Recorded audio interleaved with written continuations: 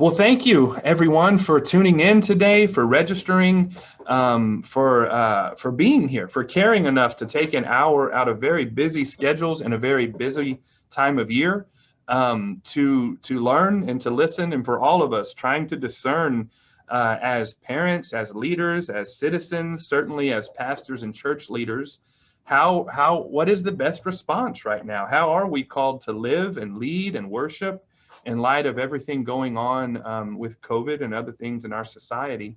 My name is Matt Holmeyer. I'm the assistant dean an assistant dean at Truett Seminary, rather, at Baylor University, director of the Truett Church Network.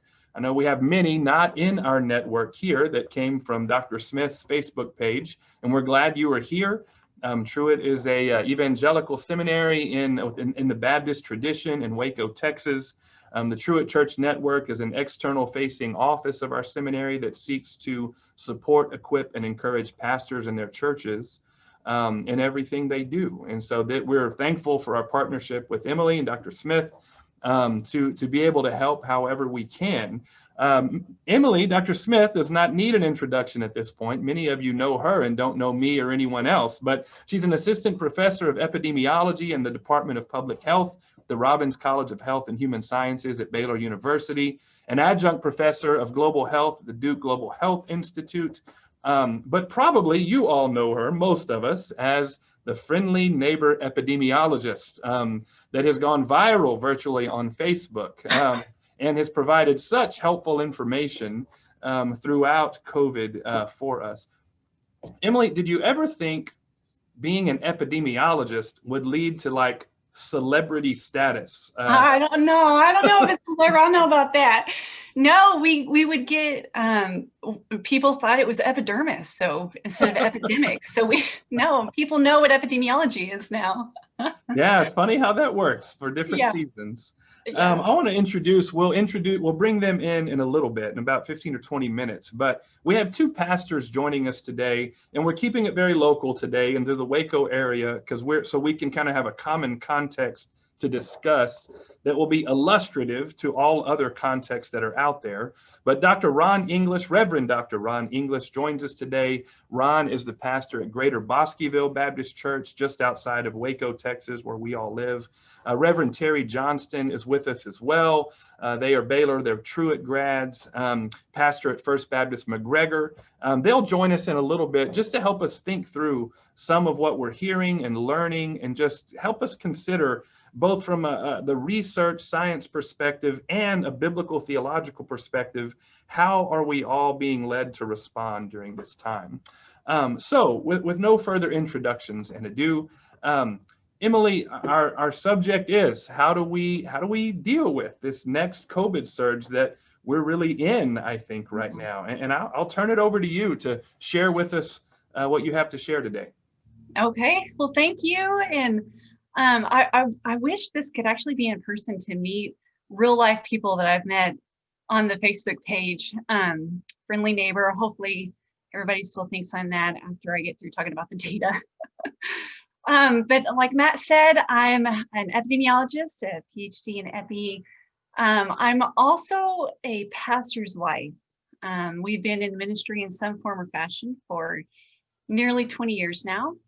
At small churches, 30 people with wooden pews, to really big churches, Texas to the Carolinas, and all in the Bible Belt. So I wanted to give you that perspective of I understand what it means to be a pastor's family, the balance of probably many voices that you're having to balance right now, especially in the South. I also love the local church. I grew up in a charismatic church, the Gospel Bill, and Salty, the singing songbook. Somebody needs to bring Salty back. But I've been to church all my life. So I just want to give that context, because when I start talking about the data and some of the issues that churches are facing, it can seem like it's anti-church. And I don't that's just not my heart. So those are my disclaimers. Let me share my screen.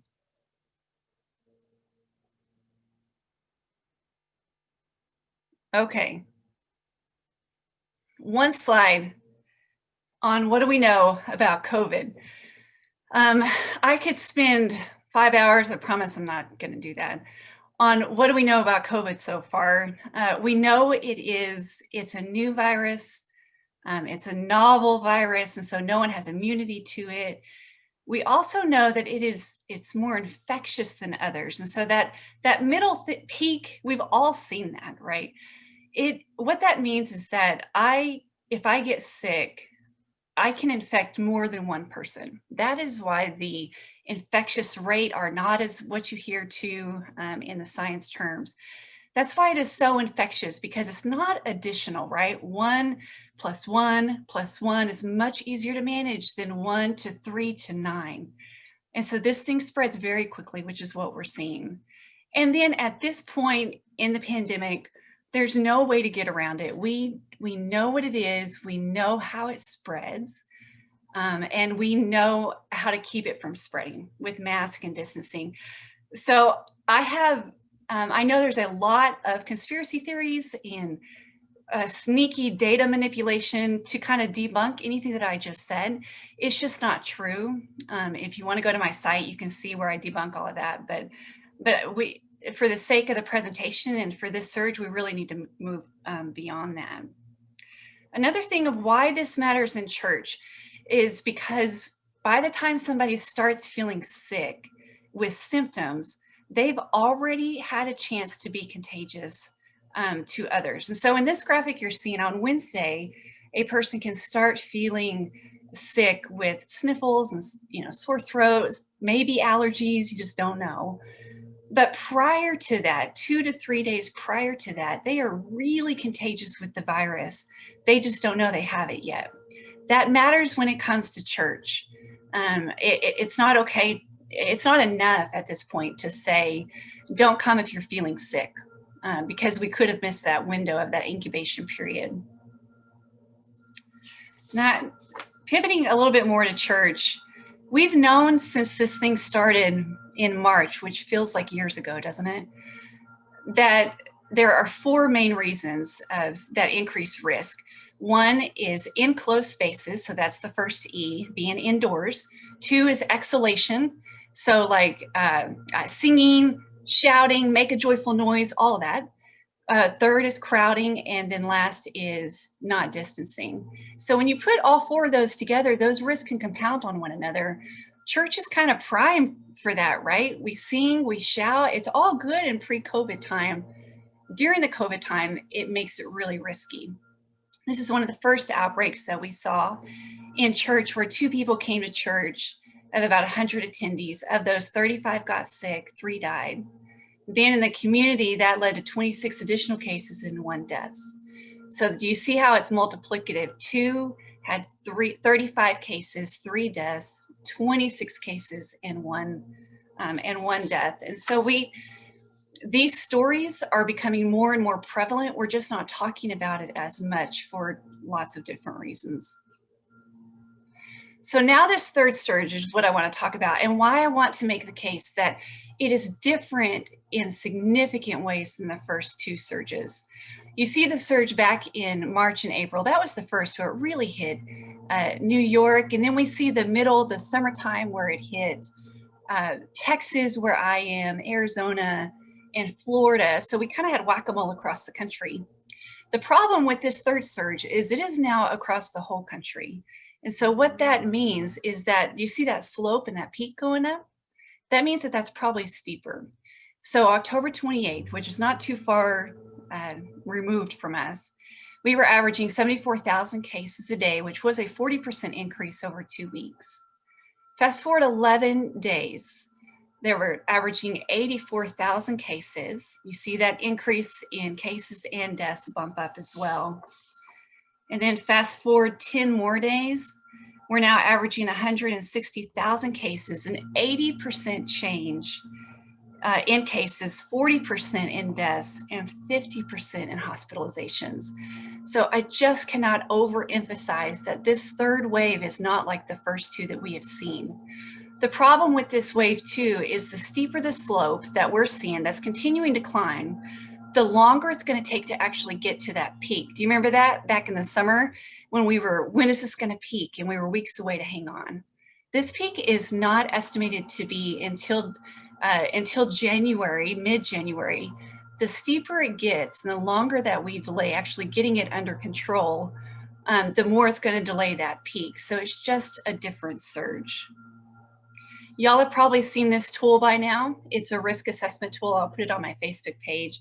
But you can go and play with the estimates of what you see on the left-hand side is an event size. So think about that of who's going to be in your church. I set it as 100 people, which is, normal church for a lot of you. And then look below that, there's that ascertainment bias. What that indicates, it's a number of the positivity rate, essentially.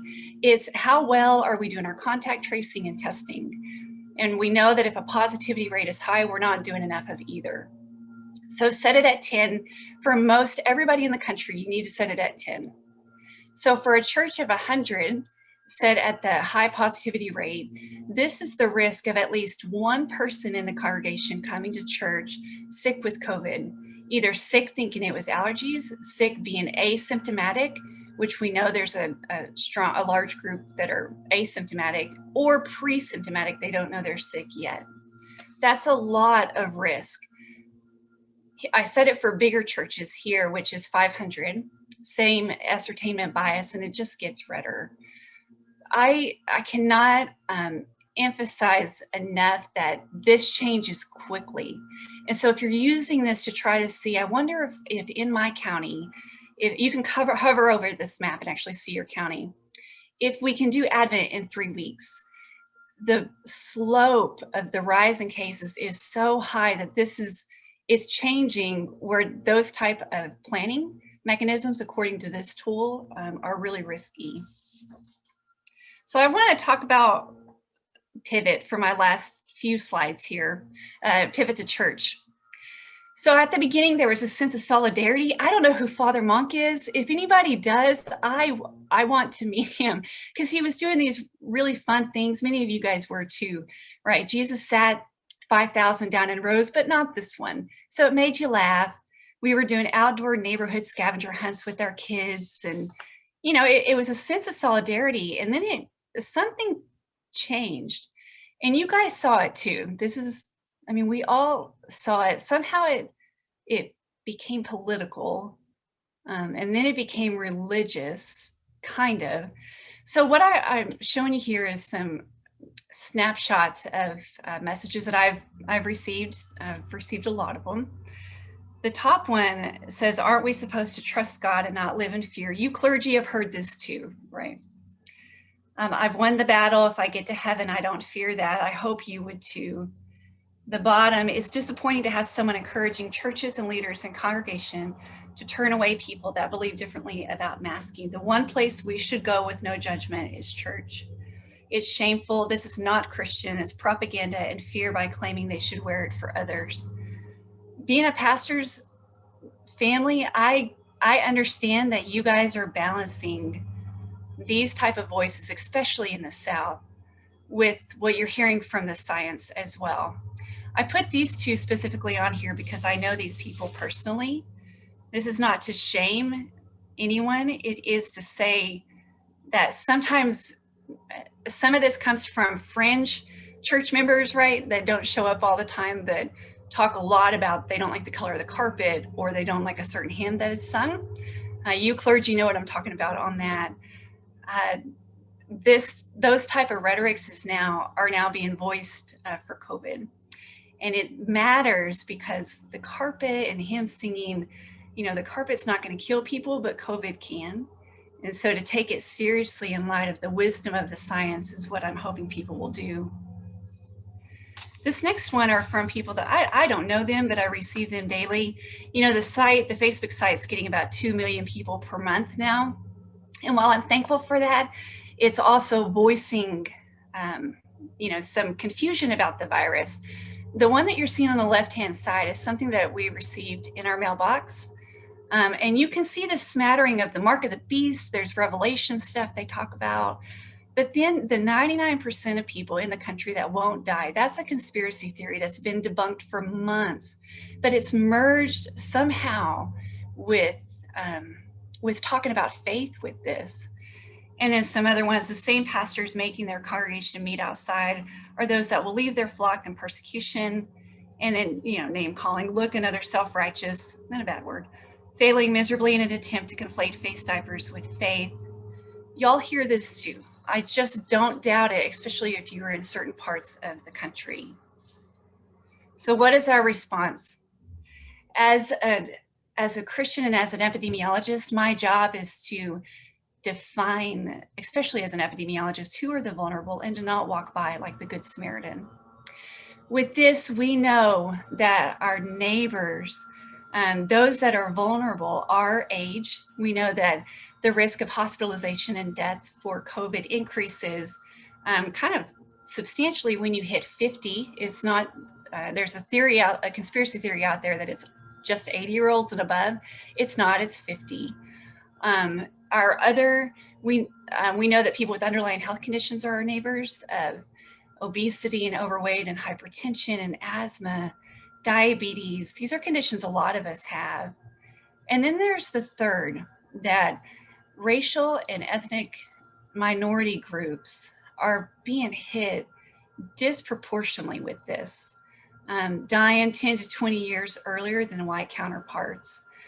There's also, if you also look at poverty, COVID is the great equalizer. We are all susceptible to it. It is what happens after somebody gets it that matters. And to put that into context, someone like myself, who I live in suburbia, I have really good insurance. I have a small nest egg that if I get sick and I need to go to the ER, I can risk that and pay for a high ER bill. As a counterpart, early on in the pandemic, I read an account of a 30-year-old mom with 2 kids, just like me, living in a multi-generational house in South Texas. She caught COVID as an essential worker early in the pandemic. And she slept in the closet because she didn't want to give it to her children and her mother. She had to make a decision. The story showed that she talked about. She had to make a decision of whether or not she was going to risk an ER bill or pay her children. The longer that we delay care, it's really hard to intervene. So who is our neighbors? Yes, it's age, it's underlying health conditions, but it is also an issue of poverty in the nation. I also saw this turn, and y'all have too, on we need to have faith, not fear. We're going to stand on faith and come to church. We're not going to do social distancing. And y'all, I grew up charismatic. I pray Psalm 91 every single day. You better believe it, of this pandemic. What is harmful about that to me is it reminds me of the story when Jesus was taken up on the temple and Satan asked him to jump off, right? He quoted Psalm 91 to Jesus and said, angels will take care of you. You won't hurt yourself. That's my paraphrase. Jesus knew the wisdom of putting that scripture in conjunction with other scriptures in the gospel. What I would love us to do as Christians is to juxtapose Psalm 91, faith over fear, believing in that, blood of Jesus, all of it, with Galatians 5, that we are called to be free, but we don't let it be an indulgence, and we serve one another in love. The rest of that verse in 14 is the whole law can be summarized in that, that we would love our neighbor as ourselves. So what I'm asking is that we would see we can do both at the same time. We can do Psalm 91, we can do Galatians at the same time. Because this is what we are about to see in a good bit of the country, if you don't already. This is a story by Ed Young. He's a great science writer. He wrote this article that no one is listening to us from the perspective of healthcare providers. When we talk about surge, it's happening. Hospitalizations are a 2-week delay after cases, so we will see the brunt of this throughout the country where there are surges. But he talked to a nurse in Iowa, and she said, last Monday we had 25 patients waiting in the ER. They had been admitted, but there's no one to take care of them. I asked her how much slack the system has left, and she said there's none. About a third of small clinics in rural areas, which I know many of you pastor in, and nursing facilities are completely out of at least one type of PPE. Many hospitals are on triple backup. At least 1,400 have died from COVID. One nurse who's an ICU nurse said it's packed with COVID patients. You get to the point when you realize that you've become a machine and shut down, and there are only so many bags to zip. And I don't say that to be fear-mongering. I don't tell these stories to be sensationalized, because my job as epidemiology is not to look at the one, but the population. These are populations that many of you, if you haven't dealt with, then you will as a clergy. These are tent hospitals that we have seen set up. The one on the left is in Lubbock, where I have dear family, Lubbock, Texas, and the one on the right is in California. I show both of these pictures because these are places where tent hospitals are going up, but at the same time, churches are still open, and there are exemptions for masking with very little distancing happening. And I know many of these churches, so this is not shaming. It's just trying to juxtapose. Does it make sense to have our churches open with no masking when this is going up right down the road? And then last, I want to talk about this being an issue of witness. You know, I'm a scientist, and so half of my friends are people of faith. I'm a pastor's wife, and then half are in the science world. And typically those don't overlap a lot, not all the time, but a lot they don't. What I'm hearing from my science friends is just this not understanding why there's not a better response from the Christian community when it comes to masks. I asked a good friend, do you know that there are more Christians out there that wear a mask for our neighbors like Mike and I do? And she said, no. And I thought of this verse: if you speak in tongues of angels, if we have a food pantry, it's all good. If we're the site of COVID testing site, it's good. Or we have faith to move mountains, but we don't have love to our neighbors through a mask, which is just proven to be one of the most effective guards we have against this. Is this a clanging gong? So I wonder if we have an opportunity to witness, and are we missing it? And then last, I'm going to end with this on maybe some hope. I'm an eternal optimist of this surge is going to be bad, but there's a lot to be hopeful for. We can talk more about that with the vaccines and what's to come. We just need to get through the winter. What I would love for us to do is, what if Christians led the way out of this? What if we had a kingdom mindset? Because many of us are in areas where churches are exempt. We have a choice whether or not we want to wear a mask. We have a choice whether or not social distancing protocols are put in place. And by wearing a mask, I mean at all times, not just walking in and out of the building. What I would love for us to do is to lift out of the maybe the state specific or national specific realm of those guidelines, and think of ourselves like what we are, as the big C church, a chosen people, a royal priesthood, a holy nation, and that we would set an example and lead the way out of this, and just choose to love our neighbors, because I know people are watching. So I'm hoping that people can look up and take this seriously more than the other two surges. So thank you for having me. Let me unshare, and then we'll open it up.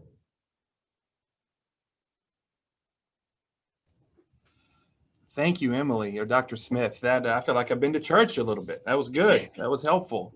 And certainly we hear and see your heart, and am sorry for, I guess it's not my role to apologize for others, but some of the vitriol you've received. But I know as well, even looking at the comments today, there's been much encouragement, and I hope that that buoys you in some of those more difficult moments. Ron and Terry, would you guys join us now?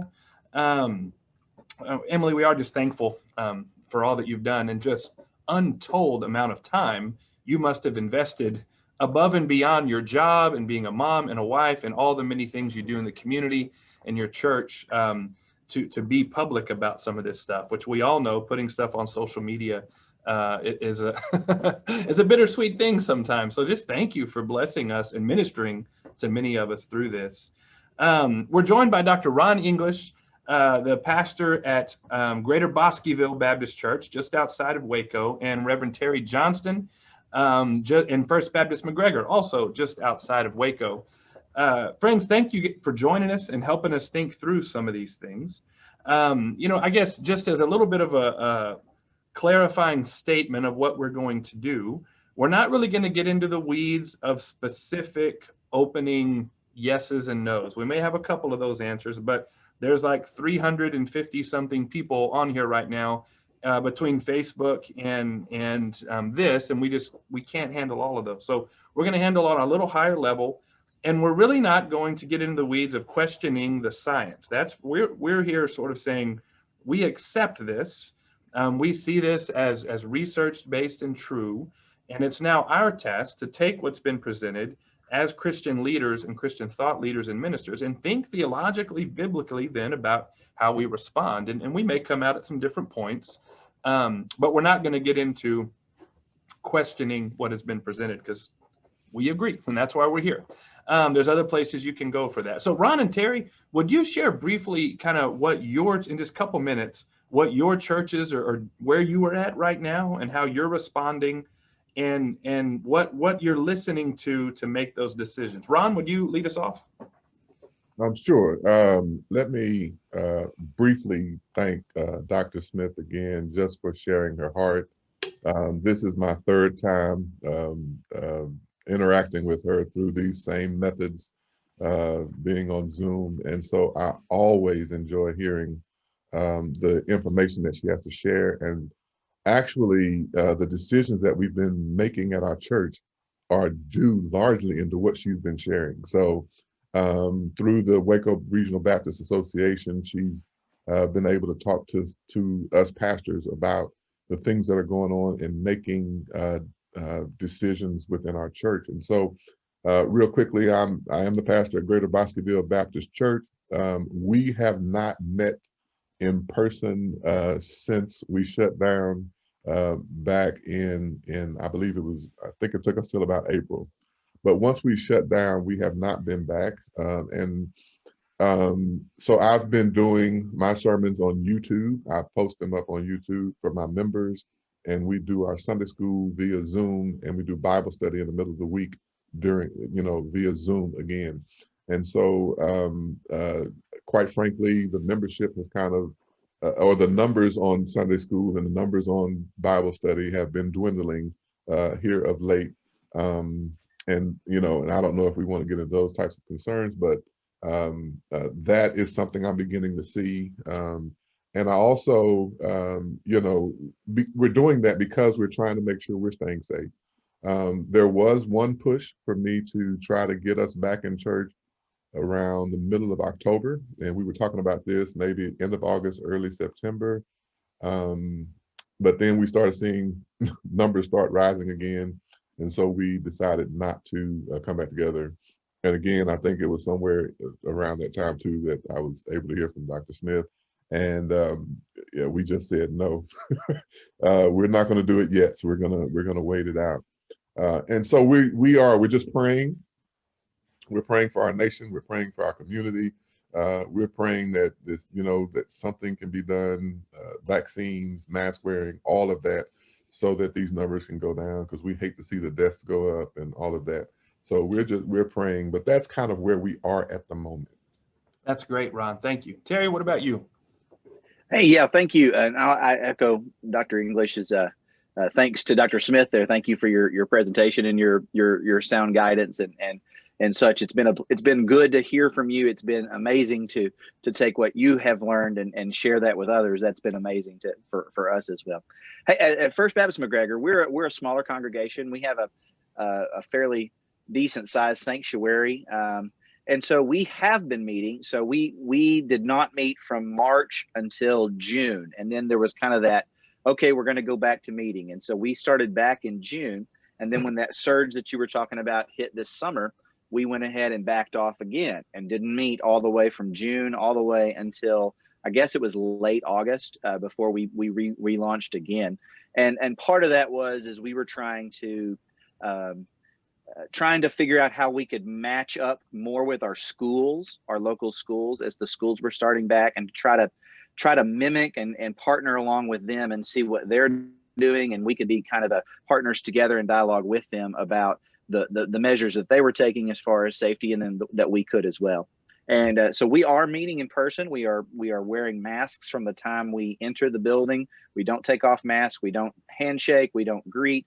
We try to ask people to keep the distance. We haven't officially put the X's on the floors or anything like that, but we ask them in the sanctuary to space out. We're fortunate that we have a sanctuary large enough that folks can space out and sit. They keep their masks on during the service, throughout the service. The platform folks do not. They go ahead and remove their mask while they're leading, or I don't wear one while I'm preaching. But if I'm off the platform, my mask goes back on, and it's the same way for everyone there.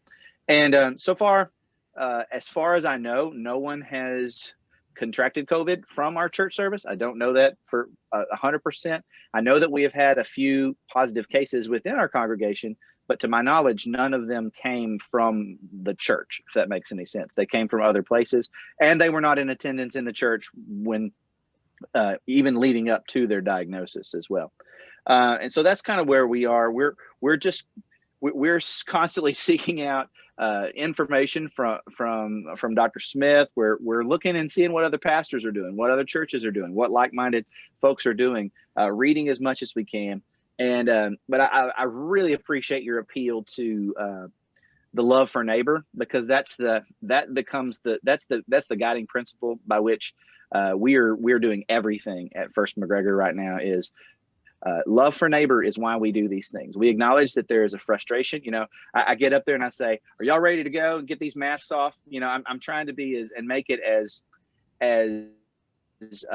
encouraging as possible as they deal with the frustration, because we all have frustrations. It is not the way we would like it to be, but we say, I can do this for my neighbor because I love my neighbor, and because I love those sitting across the sanctuary from me. I can wave at you, and that'll be just as good as giving you a big old hug. Now, I do miss hugging my little ladies. I really miss hugging my little ladies. That might be the hardest thing out of this COVID thing for me, for sure. I think it's bold that you encourage your people to space out at church. That would be a risky thing given my quality of preaching anyway. But maybe to space distance, but not to space out completely. I like that phrasing. Okay, a few things here. I'm gonna switch back to the gallery view. I'm trying to even think of where to jump in. There's so many good points to jump in. So I'm getting a bunch of questions on masks. And so, I kind of feel like we've talked about this at so many points, but since we're getting a lot of questions, let's answer it. COVID cases are surging, even in places where masks are required. Mm-hmm. How much of the surge, Emily, would be, gatherings where we take our masks off, or being spread when we're like at the grocery store, or things wearing masks? So is it really being spread even when masks are required, or is most of the spread in social gatherings, other gatherings where we decide to take our masks off? Could you respond to that? Because I think that is on the heart of a lot of people. Yes, because we're, like Terry said, we're just tired of masks. I'm an epidemiologist, and I get that. I am too. There's a couple of things there. One of them, you have to wear it correctly. Right. And we all know that. We all see people at the grocery store with the mask hanging right here. That's not wearing it. Wearing it under your nose, you got to pull it up. We have good science showing that one of the best protective measures is actually wearing your mask. So that's one issue, is wearing it correctly, washing it correctly.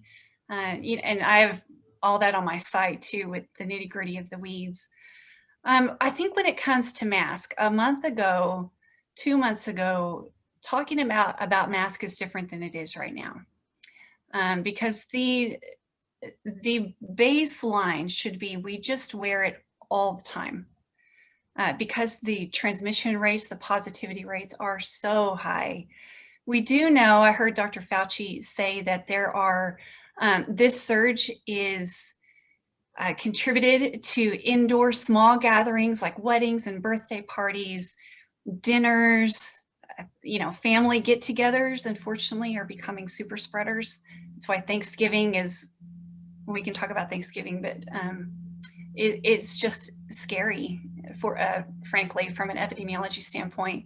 So it is being spread by that. The problem, those small gatherings for a lot of churches in the US, church is a small gathering.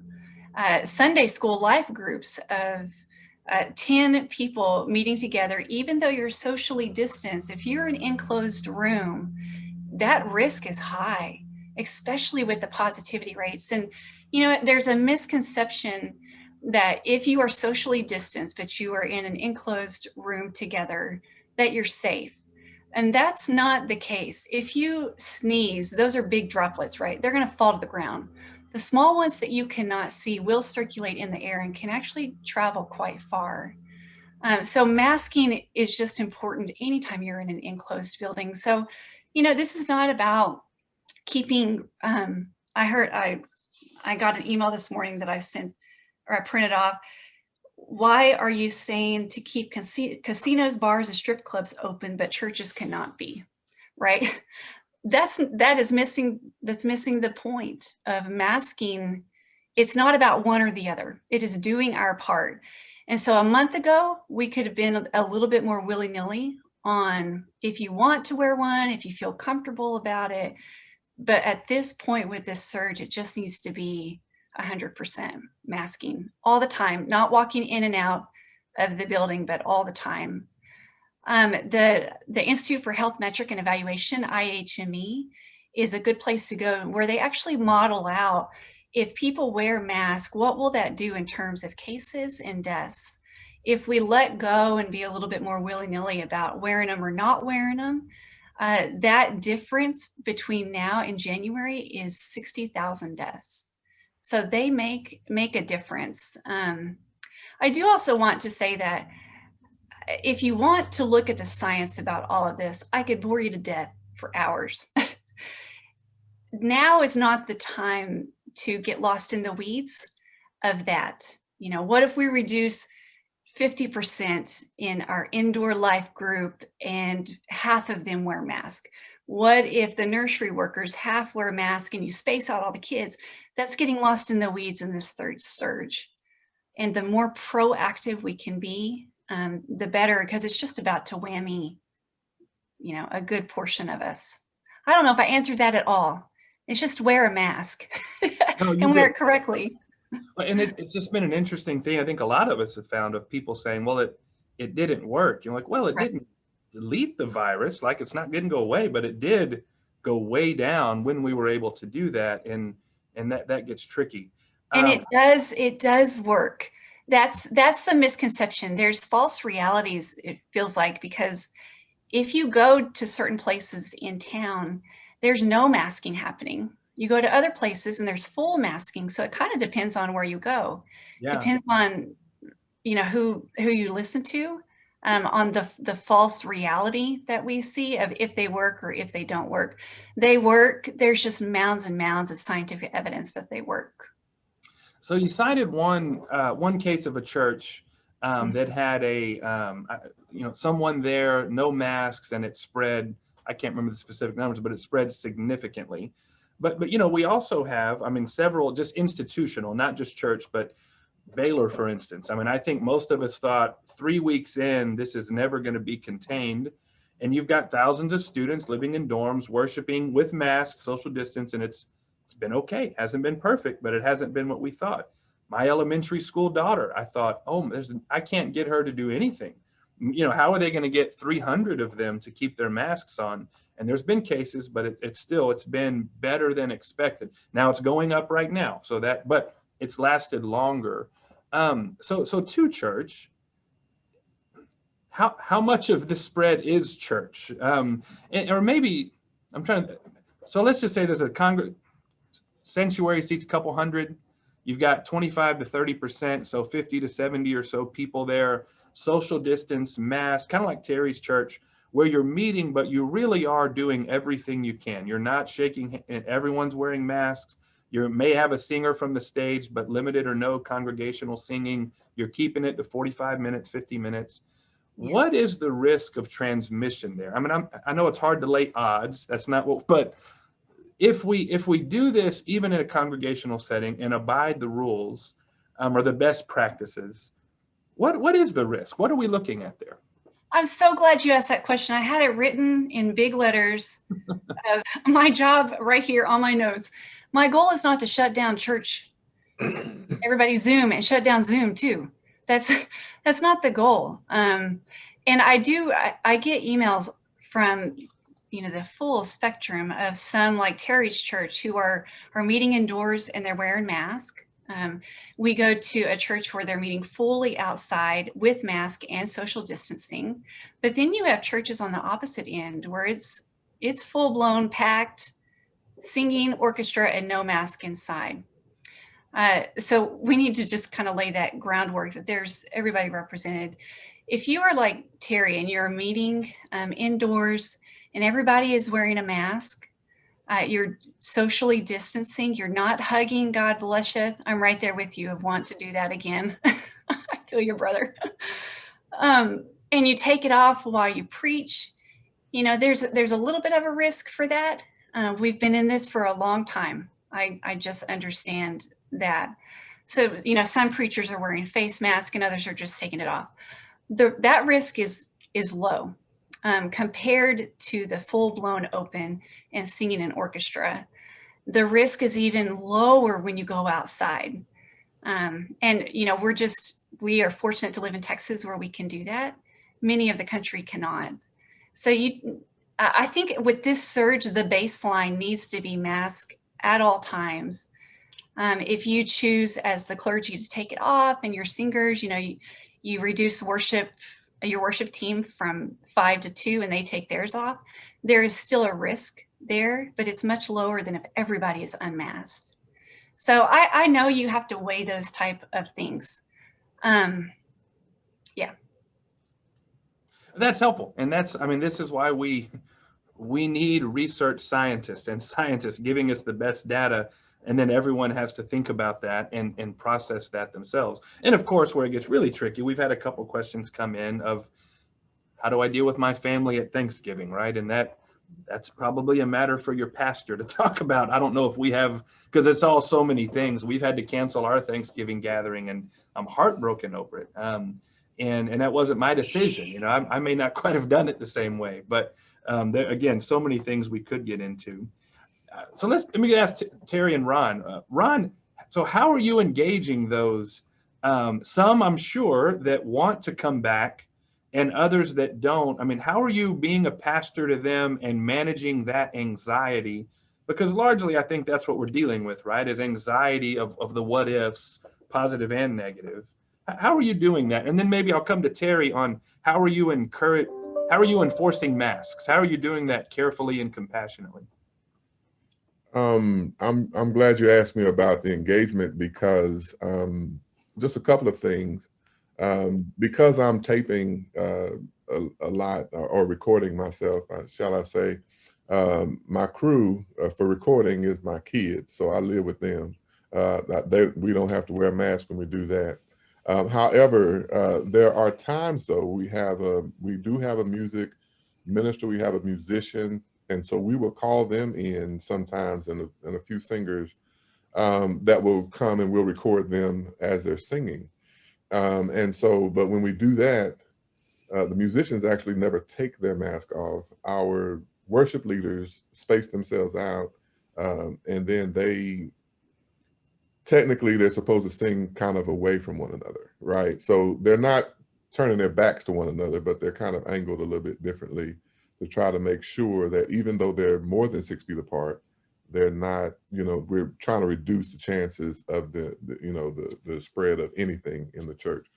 And so that's one way where we're coming in the church, but then the engagement happens actually with me spending a lot of gas money because there are excuses that we have for going to visit our members, and mostly sometimes it's go to take them a meal, or maybe we've got some cards or something that we bought that we're taking out to our members. We do every first Sunday, we do a drive-by communion service out in the parking lot. And so I do my Sunday school, Zoom Sunday school, and then as soon as I get off, I go and get all of the elements, and we stand out in the parking lot and wait for people to drive up, and we serve, we do communion outside. And of course, I'm masked as I'm handing them the elements inside. They never get out the car, but they get out, they get the elements, and then I'll back up, and then we take, well, they actually take the mask off so that they can take the element. I don't take the communion over and over and over again with everybody. So I don't need, but I do, there have been times, however, where we did have, where a lot of people kind of showed up at the same time. So then we kind of we had kind of an outside communion service with multiple people, but again, masks were worn, social distance, to take them off real quickly and do the communion. But I am spending a lot of gas to stay in touch with my members. Phone calls, text messages, things like that are ways that we're trying to stay engaged. That's great. Thank you. That's good ministry. It's funny. We've talked about this multiple times in our webinars, but even as COVID has forced us into new technological realms, it's forced us back to analog ways, many of us, of ministering, of cards and calls and gas and, burning rubber, so to speak, to be physically with our people, which I think that's potentially some good things to recover and rediscover. But Terry? The question about how do we get everyone to wear masks, is that your question? How are you doing that as gently but as firmly as possible? There you go, gently and firmly. That's the best way to put it. No, we communicate that ahead of time. We don't have signs on the doors like you see in just about every business or anywhere that you go in these days. We have not done that, but everyone who walks in the door has a mask. The first person they see will have a mask on. I've just bought a few of the boxes of masks from folks, and we keep them available in case somebody walks in and they forgot their mask. We say, we got one right here for you, and then they can put it on right away. That's a love for neighbor kind of thing right there that we're practicing to just try to provide that for folks. But here's what I've learned in 20 years of ministry and just in life in general is, if you ask for grace, most people will give you grace. And if you ask for it in a way that is, we're doing this because we love one another. We're doing this because we want to take care of everybody and do everything that we can. It may not be comfortable. It may not be what we want, but just for the sake of the gathering time today, will you wear a mask? And so far, no one has challenged me on that to my face. Thankfully, I have had some emails and some phone calls about why they won't come if they have to wear a mask, why they won't be a part of anything. And I say, I appreciate your opinion on that, but here's how we're going to do it. And this is the best way to make sure that everyone is safe, because we want to do it as best because the next option is to go back fully online. And most people would rather see someone across the sanctuary than to not see them, than to watch me on a YouTube screen. I mean, that's kind of how when we were doing it before, most people would much rather that option. And so they'll put the mask on, because an hour a week to sit in a congregation or less than that's one thing. Other thing we've done is we've shortened our service more to like 45 minutes to accommodate that. To do that is not much to ask, and you just ask for that grace, and most people are gonna give it to you. I did want to echo it, talking about the platform, how I said I took off my mask. No one sits down front at our church, so I'm at least like 25 feet from anybody whenever I get up to preach. I'm way up above and nobody's down there below me, so I'm like on an island all by myself when I'm up there. So that's a joke of back row Baptist, right? None of the Baptists sit in the front. We all sit in the back. I'm sure that's not just Baptist life. Emily, did you have something to jump in there? Yeah, I wanted to give some encouragement as a pastor's family, because like I said, I just understand you're balancing 10 different voices saying 10 different things. I goodness me, I get that. And so you're having to toe the line, right? You have to toe the middle line of what do you, and this is really a month ago when it wasn't too bad here in Texas. towing the line today should look different than towing the line a month ago because of this surge and this ramping up, the 80% in cases. 2-week surge is going to be hospitalization, 3-week surge is going to be deaths.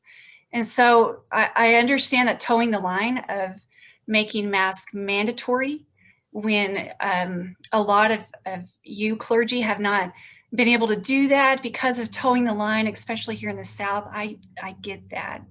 Towing the line, though, right now needs to shift to a different perspective according to what we see in the data.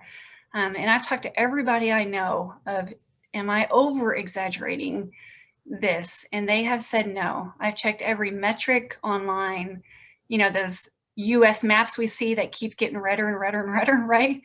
They all say the same thing. And so I understand the sentiment of towing the line and trying to keep everybody happy.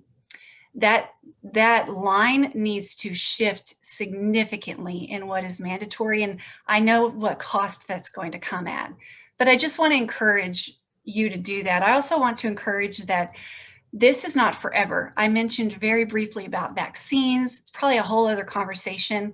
The pipeline to get vaccines through safely and effectively is really, really rigorous. This is not pushed too quickly. I will get one whenever I can. I trust if Dr. Fauci says, or others, you know, working in that, say to get it, to get it. So we are so close to relief. And so if we can just hold on and make some hard decisions right now, it will pay off in dividends. And that's where I think the church can really come in and lead the way.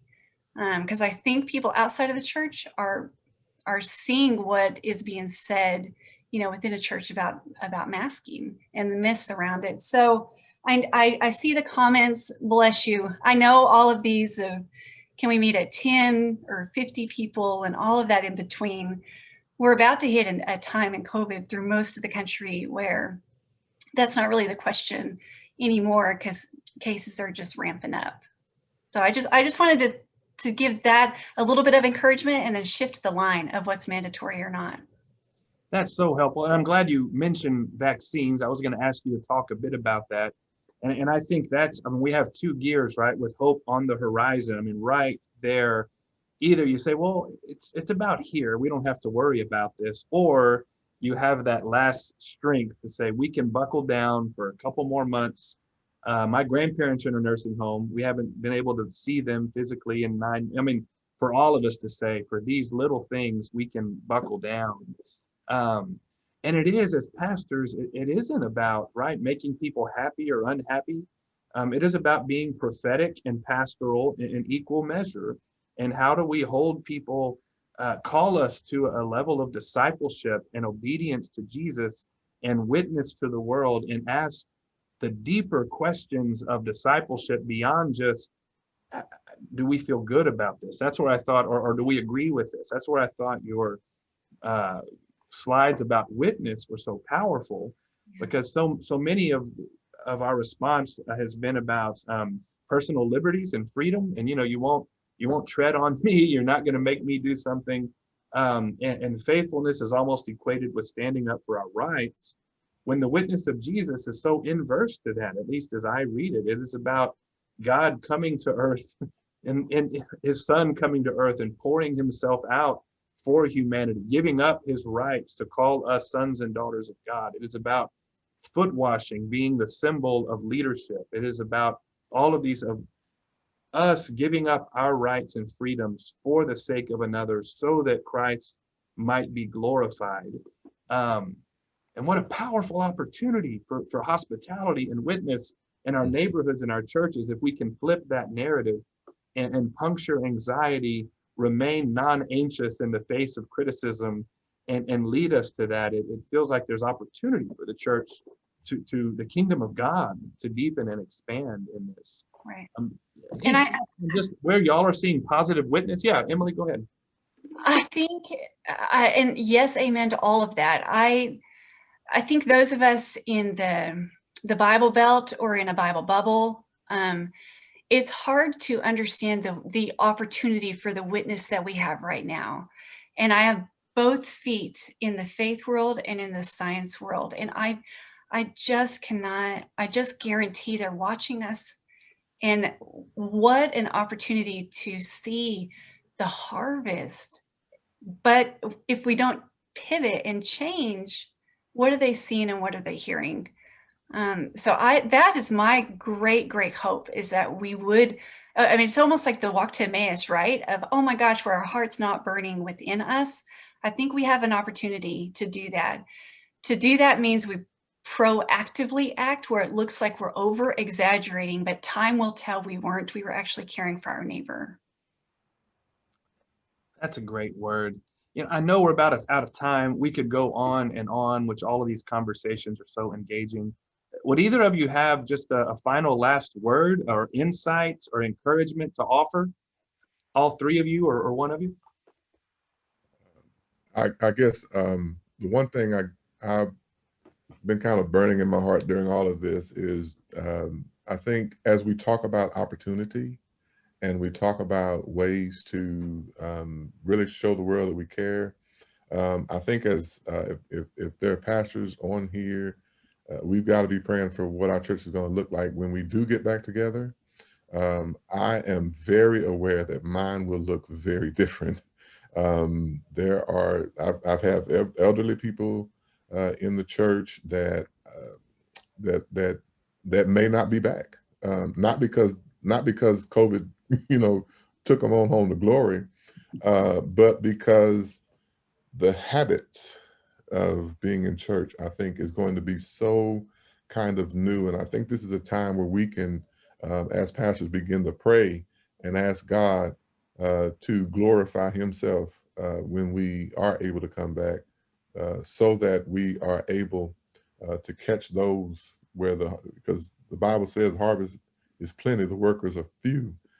And so this is a time, I think, where we can begin to pray and get ready for what's on the other side of all of this. Good word. Thank you, Ron. Mm-hmm. Yeah, my only word would be, like with any crises, you've heard, I always go back to this. It's only real if it happens to me or someone I know and someone I love. And all it takes is one that will cause us to completely change our perspective, our point of view. And we can develop all the bad habits in the world, but if we're not making love or love for neighbor the driving force behind our witness for folks, then it just takes one. And I don't want it to be real because I don't want it to happen to me or someone I love.